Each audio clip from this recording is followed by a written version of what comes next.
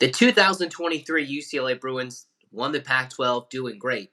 But 2024 could look extremely different. An official visit by a big-name recruit coming this weekend against the Arizona game, and then someone might stay from this year's team. Fifth-year guy? We'll talk about it on Locked On UCLA.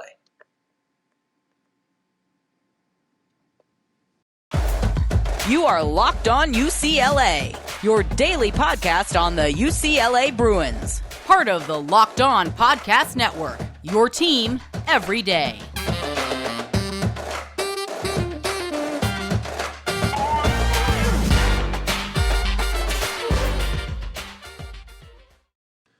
Hey everybody, it's your favorite host of Locked On UCLA. It's Zach Anderson-Yoxsimer, D1 play-by-play broadcaster and die-hard Bruins fan. Thanks for making Locked On UCLA your first listen each and every day. It's free wherever you get your podcast, and it's available on YouTube. So like, comment, and subscribe. This episode is brought to you by FanDuel Sportsbook, the official sportsbook of Locked On. Make every moment more visiting FanDuel.com/LockedOn to get started.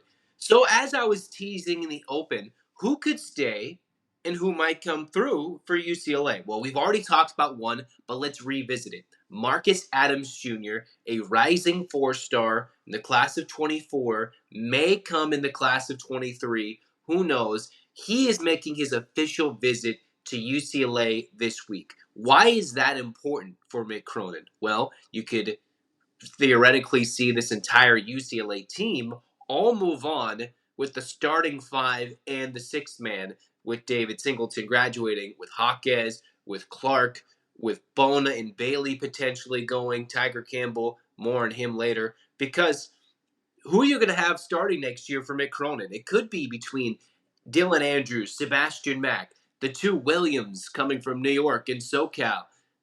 But who's this guy, Marcus Adams? We've touched on him before. A local kid, went prep, came back to his city school, went to Narbonne in Harbor City, was the number one team in the CIF city section.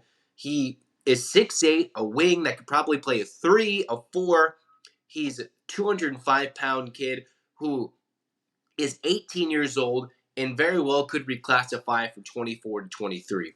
This year at Narbonne, averaged nearly 29 points per game, nearly 7 rebounds per game, and in one game, Adams put up 50 points and 21 rebounds in one game. So that is the type of elite, maybe underrated athlete that nobody had their eyes on until the month of February, because all of a sudden, Adams started vocally voicing his idea of moving from 24 to the class of 23, and he just has to pick up the credits after going to prep school and needing to get the credits to graduate high school. But for Adams, he could be that 3 to go along with the 2 6'10" kids for UCLA that they brought in. Brandon Williams from New York, the number one kid in the state of New York. And then you have Devin Williams,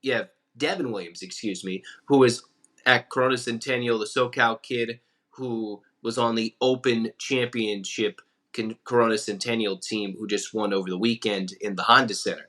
So here you are. UCLA already offered Adams. He was given an offer February 6th. I talked about it. I believe is in attendance with the game with Devin Williams. Those two had the Compton Magic connections. Of course, Rod Palmer, co-founder, now on the staff with UCLA. Plenty of connections with the Compton Magic. UCLA's grabbed guys here and there. And considering you've already got a slight teammate and a class of 23 kid, you could give UCLA a slight edge in the recruiting process. The problem is every other team in the country has taken notice to Marcus Adams Jr., who, despite being a 4-star by 2 sites, a 3-star by rivals, there's various looks for the number 6 overall talented recruit in the state of California. So for UCLA, you're either going to get, if you get this kid, a guy in your class of 24, your first commit, or you could get someone to add to the 3-player class of 23 and get someone who can immediately impact next year's squad. Again, 28-7, and he was supposed to make his top 3 yesterday. It was most likely going to be between UCLA, maybe Syracuse and Texas. But what did Adams do last week? He made a trip out to Lawrence, Kansas, went to see a Jayhawk game, took his official out to Kansas, and saw how they roll over there at Fog Allen. And supposedly, reading all the reports, it made an impact on him. Then, right as he was supposed to drop his top three, he was supposed to go one more East Coast or go all the way to the East Coast, make another Syracuse official visit, which I think would have been his second. He instead scrapped that and said, I'm taking an official to UCLA during the Arizona game, where the Bruins could be playing for an undefeated home schedule, trying to get the 1 seed in front of a packed out crowd who wants to wipe out the Cats for good in this regular season finale. So you got a packed out Pauley Pavilion, a ready recruit who in the month of February alone, let's take a look at this. Kansas, Indiana, USC, Washington, Kansas State, Arkansas, Washington, Xavier all offered him in February. So this is a rising recruit UCLA is battling across the rest of the country. So if I had to guess, his new top three might actually include a Kansas. I would like to think UCLA would be amongst the top three if he had released it. But he scrapped releasing that top three. I was sitting there, all right, who's the top three? Canceled it, despite hyping it up the day before. Canceled his trip this weekend, scheduled to go watch a Syracuse game and go take that visit over in New York. Instead, making his trip to UCLA, which makes me think maybe Syracuse tapped in on him first, had, thought they might have had them in the bag, but then all of a sudden, UCLA's like, this kid's local and he's really good. And all the other teams started to go after him. The Bruins have a chance this week to either get someone to fill out this class or begin to start the verbal for 24. What his old top five was UCLA, Oregon, Syracuse, Mississippi State, and Texas. Something tells me that Adams' new top five looks a little different than what it did a day ago, a week ago. And I think UCLA is still very much in the mix. And you always like to see these different recruiting websites that say hot, cold, extremely hot, crystal ball indicators. I think UCLA's in the mix. Of course, Kansas got their influence on them. Syracuse, he's been a few times. Texas. There's teams who could still try and pry him away. But with him being in UCLA's back door, very well could be a physical specimen that Mick Cronin would love to add to a talented, but will be a very youthful team in 2024, or later this year, I should say, in 23 into 24 for UCLA if he reclassifies or doesn't. Either way, he might look at making his commitment in 2 weeks, could be a month, could be 2 months. It's been an up and down look for Adams because he's got so many more looks than he had just a month ago, 2 months ago. So he's trying to take it in, it looks like, and choose who the right school is. UCLA could seal the deal this week with an extreme home crowd. Hey, you got Dante to LA. Let's bring Adams, keep Adams home, right? Keep Marcus Adams in LA and bring him to Westwood and sell Pauley Pavilion out. Bring him, treat him right, just like the Bruins brought Dante Moore in. Let's get a basketball recruited and keep him in SoCal. So that could be interesting. The Compton Magic ties could give UCLA a 1, a 3, a 4, a 5. You could have 4 freshmen in the starting lineup next year. But who's going to start? Is it Mack as a point guard? Do you get Dylan Andrews as a point guard? Does Tyger Campbell come back one more year? Why would I say that? Well, reports say he hasn't decided. Let's talk about, should Campbell stay, go, or transfer? Who knows? As we tell you first about one FanDuel, and then we'll tell you about Tyger Campbell here in this episode today, because FanDuel Sportsbook, well, boy oh boy, they're the newest Locked On Sportsbook combo. They're America's #1 sportsbook. Near the end of the NBA season, you want to get your bets in. Of course, the Lakers are now tanking, it seems like, with all the injuries. Do you want to get a no-sweat first bet? If you bet on the Lakers the other night before you saw everybody was hurt, if you got a no-sweat first bet, you can get up to $1,000 back if your first bet doesn't win. All you have to do is download the FanDuel Sportsbook app. It's safe, secure, and super easy to use. If you just want to get that no-sweat first bet, again, go to FanDuel.com/lockedon, FanDuel.com/lockedon to learn more. You can bet money line, point scorers, three strained, anything. Go get in on that action today. Make every moment more with FanDuel, an official sports betting partner of the NBA, and with Locked On. All right, let's talk about what this 24 team UCLA could look like. The 23 to 24 team. And I know you don't want to get too ahead of yourself. We will talk about UCLA and the impact of the Arizona State game could have for both teams. But considering I was doing the research for Marcus Adams, and all of a sudden a couple of different sources, I think I saw from Ben Bulge first, Tyger Campbell, despite being a fifth-year guy, his fourth year playing because he missed his true freshman year with the ACL tear, he hasn't decided if he wants to go pro, if he wants to come back for a sixth year, which would be his fifth year playing. Campbell has left that door open, and with this being the last week of the season, one wonders if how UCLA finishes could determine if Tyger Campbell wants to come back and have more unfinished business and try to finish that, or with the new NIL day and age, maybe he's not the highest rated pro prospect, maybe he's not the highest rated NBA prospect and all that. You can make a little bit more cash on the NIL, maybe up your pro prospects, maybe add on to your academic side between a major, a master's, a graduate program, and then set your prospects for Europe. But Campbell, it seems like, has not fully decided if he wants to leave or come back for one more year. And remember, late in this recruiting cycle for Mick Cronin at 23, the Bruins are missing a lot of the top point guards. They didn't get one until Sebastian Mack late in the recruiting cycle, a four-star point guard for the Bruins, to go along with the two Williams. And while they can add Adams, Adams won't fix who needs to be the starting point guard next year. It could be Dylan Andrews. Will McClendon's coming back from injury, looking like a defensive wizard as Mick Cronin continues to build him up. Dylan Andrews has looked like a nice spark plug in games this season. But then Mack, he wants to vie for a starting spot. But what happens if Tyger Campbell comes back? One, you've got a veteran point guard who could lead a very youthful team.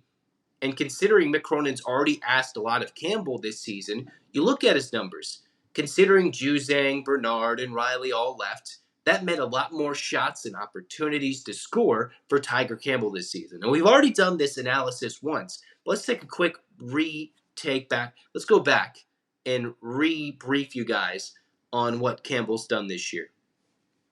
Hasn't played as many minutes as normal. How much difference? Not much, honestly. He still plays over 31 minutes a game. He's taken, compared to his career, 37 more shots than he did last year. And the Bruins, at the minimum, have 4 games. At the minimum, 4 more games for Tyger Campbell. And he's already taken 37 more shots than last year, but made 4 less shots. So the efficiency field goal percentage last year at 44%, this year only 38%. 3-point numbers are okay, 35%. And his scoring average has gone up from 8 as a freshman up to 12.5 as a senior. His defensive game has gone up a little bit. His passing has been consistent as his assist numbers have gone up from last year to this year, but have been as high as 5.5 assists a game as a sophomore during the Bruins' Final Four run. So Campbell is that veteran point guard who plays defense, and we saw at the end of the Colorado game when Jaquez wasn't necessarily getting all the ISOs he wanted, it was Campbell hitting the big buckets. And while he hasn't always been the most efficient, we've seen a 4 for 15 performance for Tyger has been more often than not this year. But when it came down to needing a big bucket, Campbell would get it. When it comes to taking care of the basketball, Mick Cronin in his most recent media availability stressed, how are the Bruins so good? And why are they 25-4? Why did they win the Pac-12 with the week to go? They're number 1 in turnover margin, one of the best at scoring defense, one of the most efficient teams that Ken Palm loves them so much. They're amongst the top 2 efficient teams in the country. Why the net gives them so much love? Because they've gone and played teams and they beat them. Because they've got an older roster with the veteran leaders between Campbell and Jaquez. Now, does that mean Tyger could come back? Well, I'm not entirely sure what his prospects look like after this. Jaquez is the name value with the potential most likely player of the year in the Pac-12 who could easily rise his draft stock in an NCAA tournament run. Easily Tyger could do the same. But in this day and age, the NIL could add so much more. And if Tyger goes on a big run in the tournament, makes a big shot, and you want to come back and cash in, lead a team, get that, live the college experience one more year, there's no harm in that, considering, again, who's the true starting point guard next year? Of course, at some point, coaches will have to let go of the COVID super seniors, and Tyger Campbell will be one of the last guys to be amongst the 5, 6, or 7-year guys, as we've seen across the board in various sports, at various schools with old guys, and Campbell is getting the COVID year and the ACL tear year back, which is why he can stay 6 years. And again, it just depends. Maybe he's leaving it open based on how this year goes, or he's seeing his prospects and says, hey, I can add to my academics, I can add to my prospects for next year, and hey, if he stays, highly likely he's playing 32 minutes a game next year. Or maybe his minutes are reduced and he can be more efficient with more young guys in the fold, and he turns himself into a hybrid player coach, which Mick Cronin would love all the more, and a lot more emphasis would be put on Campbell again next year. But who knows, considering UCLA will go from 1 to 2 point guards this year, McClendon slowly building back to almost 4 on the roster next year, which may anger Mac coming in if he has to sit down, Andrews or McClendon if Campbell comes back. So one wonders, does Cronin say, hey, we love you, but we need you to move on? Some coaches do that. Don't think Cronin would. He would probably love Tyger one more year back. I'm not certain one more year of Campbell would be the worst thing. It would certainly create a logjam at the point guard position. Absolutely.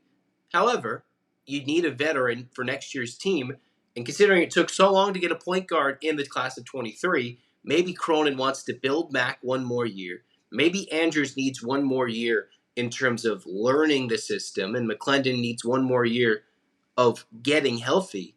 And then all of a sudden the Bruins could have a sneaky, underrated team next year and not have all their chips put in on this year's team as Cronin continues to build UCLA to not just relevancy for 2 years, but consistent dominance in Westwood, which is what UCLA wants to return to as a consistent blue blood and not a team that hasn't won a championship since 1995. And Campbell staying could be one of those guys, one of the players that stays and earns himself and helps guide guys next year while being one of the number 1 to 2 options again in the following year. But we'll see how it all plays out. Not entirely sure if Campbell does come back or if he doesn't. I think it depends on how the run finishes and if he feels complete. But just know he's thinking about it. Now as we transition into segment 3 of Locked On UCLA, what does this Arizona State-UCLA game mean? Can this be a quad 1 win for UCLA at home? Let's define that. Quad 1 wins are top 35 teams at home, top 50 teams on a neutral site, and top 75 teams on the road. UCLA, currently by Joe Lunardi projections, various bracketologists and bracket matrices, or matrices I should say, UCLA is still on the outside looking in at a number 1 seed in the West because Purdue has their clamps on it, a 1 seed, and the Bruins are being edged out from a 1 to a 2 seed, and they are the highest rated 2 seed. They would be in the West, although they'd be stuck underneath Kansas, just stuck, not able to get the 1 seed.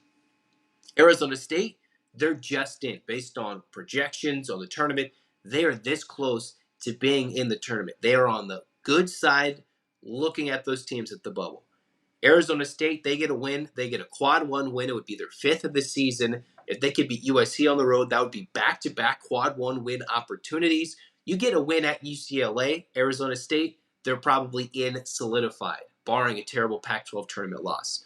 You get 2 wins, Arizona State is sitting pretty on Selection Sunday. Doesn't matter what they do at the Pac-12 tournament, which is why Mick Cronin has alluded to maybe the lack of emotional energy, that emotional gas that was maybe lifted in that gritty win over Colorado to win the Pac-12 on Sunday. He kind of alluded to, hey, maybe I wish we needed these 2 wins to win the Pac-12. They do need these 2 wins. It's just to get the 1 seed. They need to beat Arizona State. You lose to Arizona State, it makes that Arizona game a funky one because, all right, you beat Arizona, but Arizona's just lost to Stanford, just lost to Arizona State at home, which would be their 3rd loss in 7 games. It won't look as attractive. And if UCLA loses to Arizona State at home, that 1 kills the losing streak, 2 kills a lot of the momentum building towards being one of the hotter teams at the end of the year, and 3 would lose maybe any sights of being a number 1 seed. Could still give them that 2 seed, but not what they needed. So for UCLA, this Arizona State game will be extremely tough. You've got Cambridge coming in. You got the two Cambridges. You got Arizona State red hot, building for a chance to sneak into the tournament and find a way for UCLA to lose at home. That's how important it is, because UCLA, despite being top 2 in KenPom, number 4 in the NCAA's own net rankings, they're not even in the top 5 in the committee. Projections have them in the top 5.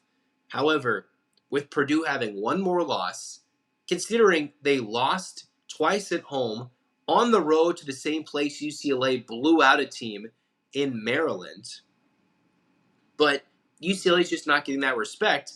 And what would get that respect for UCLA is, one, holding serve at home against Arizona State, and that 5th quad 1 win just sitting there on Saturday night. The Bruins have to go and snatch it, which is why that loss to Illinois and that loss to USC, either one of those are so killer and crucial. You beat Illinois, the Bruins got a quad 1 win because it would be on a neutral site. Illinois currently sits 36 in the net rankings.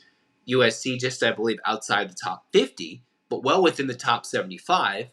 And if you had held on to that lead at USC, you would have that quad 1 win that it seems like all the committee members are saying UCLA is lacking this year, and the record looks closer to 500 than it does dominant-wise as compared to the UCLA overall record with their 25 wins, 4 losses, dominant Pac-12 regular season.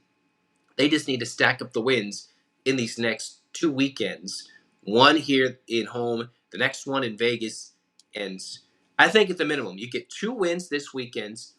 You win at least 2 Pac-12 games in the tournament.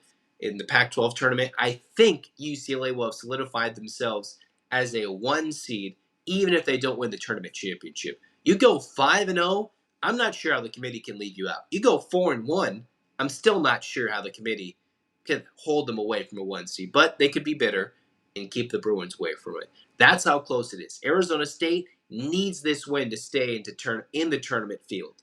UCLA would need this win to become a 1 seed and become a 1 seed in the West. The difference between both teams, who comes out with the emotional energy, who comes out looking gassed, considering the Bruins had the extra weight in Boulder and then playing on Sunday and flying back from the altitude. Arizona State got all their emotional energy out Saturday afternoon. Only 1 game last week, despite it being a thriller at the end, back and forth. They got the extra day of rest and 1 less flight, or 2 less flights, depending on how you count it, compared to what UCLA had to do to get to Utah, to Colorado, and back.